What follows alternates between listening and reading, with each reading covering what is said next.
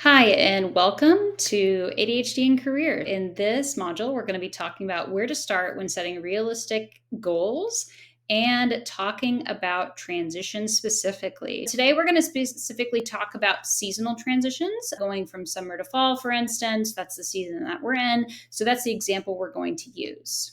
But first, I'm Christina, and I am an ADHD coach and also a corporate dropout. And my passion in life is really to be an advocate for neurodivergent people, specifically with ADHD. I myself have ADHD and dyslexia. So, first of all, how do transitions work? Where do you start when setting up new transitions? The first thing to do is think about what type of transition you're going through. You can start identifying with the life domains, which is what we're going to start off with in a minute. But here are some examples of different types of transitions within the context of domains and main areas of life. So the first one is seasonal. So we've got seasons that go from summer to fall, or spring to summer. And the reason why seasonal changes are important is because sometimes you have different relationships with seasons. So some people really enjoy spring and fall where they spend lots of time outside. They enjoy the cooler, not too hot weather. And then some people absolutely adore summer. Maybe they live in an area where summer is the time of year where it is not as rainy, not as wet, and they enjoy spending time outside in the beautiful weather. And what you need to do is remember that sometimes you have different types of routines in the winter months that you do versus in the summer months. It could impact time changes, it could be impacted by weather. Either way, seasonal transitions are important to acknowledge, and giving yourself more time to spend outside or identifying that you are going to be spending more time inside in the winter is important because your routines and your transitions from maybe home to work could be different.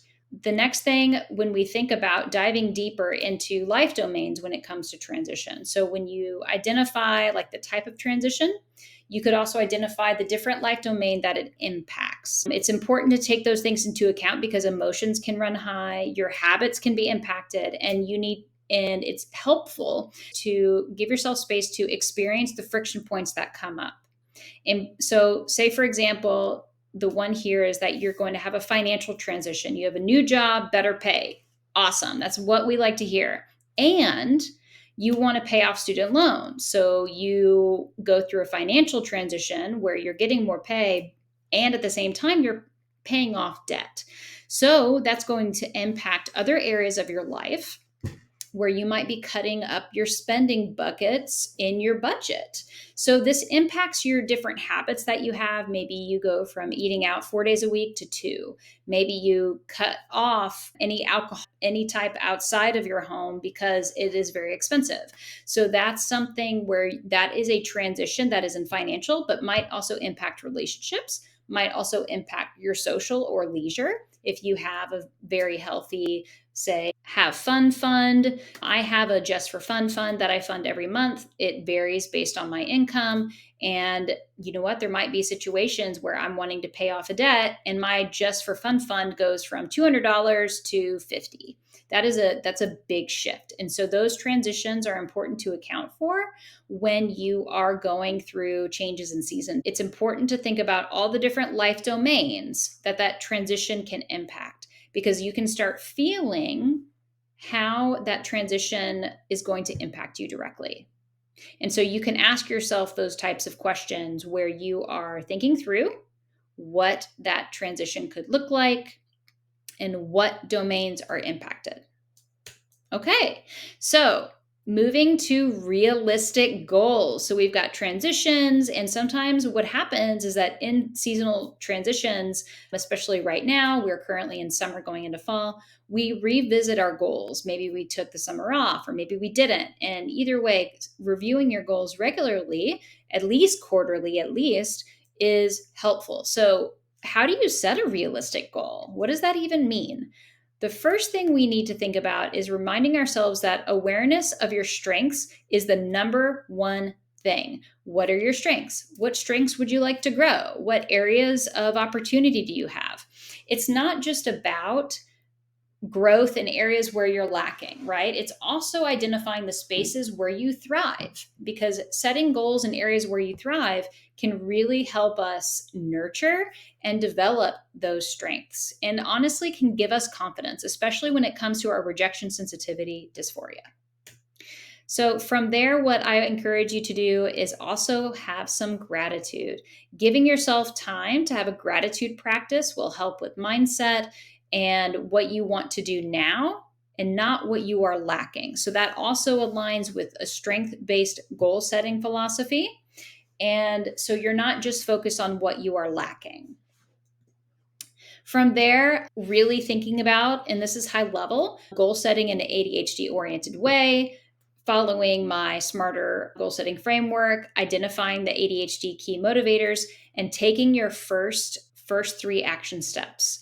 So I'm going to break that up on a high level. The SMARTER framework is accessible in the membership. And so that is specific, measurable, actionable, relevant, time bound, excited. So, like, you're excited about it. And the R is reward. So, what you're going to give yourself at particular milestones in your goal, as well as at the end. It doesn't have to be a monetary, like I'm giving myself $1,000 once I've saved 100,000. That would be an amazing goal.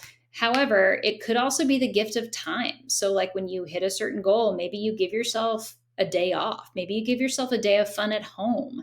There's lots of different ways that you can give yourself that space and that type of reward. Key motivators are, this is sometimes what people confuse with rewards. Key motivators are all about your emotional why you're doing your goal, what you're going to achieve out of it. So if you are looking to learn a particular system at work, and that is one of your main goals over the next 3 months, maybe your key motivator is finally getting to a place where you have been wanting to get in your development plan.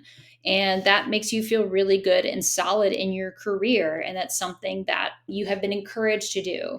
So, a key motivator might be finishing the training so you can go into the next step training for manager or something like that. So, your why is really to continue on with your career. And then the first three action steps, these are going to be as small as you can possibly make them, like tiny, tiny, tiny action steps. Accountability is really something to consider and to take into consideration, I should say, when you are talking about setting realistic goals. This is really where you're going to need to know your community and know your people. You want to communicate with somebody that you trust and somebody that will hold you accountable and support you. So sometimes we should not be talking about our goals with just anyone and everyone, because somebody might look at us and say, absolutely not. I can't believe you think you should be doing that. Back away from those people, back away, because you're going to want to be with somebody who's supportive of you, who's thoughtful for you, and who really knows you and cares about you and loves you all the time. So if you have somebody like that in your life, communicate what your goals are and ask them if they'll help keep you accountable. That added pressure really does help our ADHD brain when we get bored, because it's really giving you urgency, which is one of the ways our ADHD brain is activated, and it gives you competition, sometimes even with yourself. Next thing is really all about personal care. So energy management, we talk about that in another training, as well as getting proper sleep. And that can be very difficult for ADHDers. That's why energy management is so important. Learning how your energy hot peaks and valleys. With our ADHD, we have high days, we have low days, and giving ourselves space to know what sleep looks like for us. And then also we have sustainable, nutritious eating habits. I don't subscribe to the healthy, unhealthy. I think sometimes accessibility needs to be considered when it comes to eating.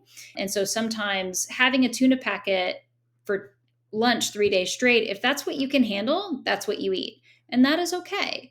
So really thinking about ways that you can give yourself the space to be sustainable and have nutritious eating habits. Those two things are really what we wanted to cover today. So at the end of the day, the short order is that for you to be able to set realistic goals, it's important for you to also recognize the type of transition you're going to have and what other life domains it could impact, and be open to working through friction points that you might experience, And then setting realistic goals is really about digging a little bit deeper, asking what your key motivators are, and setting up your goals in the SMARTER framework so that you vet the goals before you really start diving in.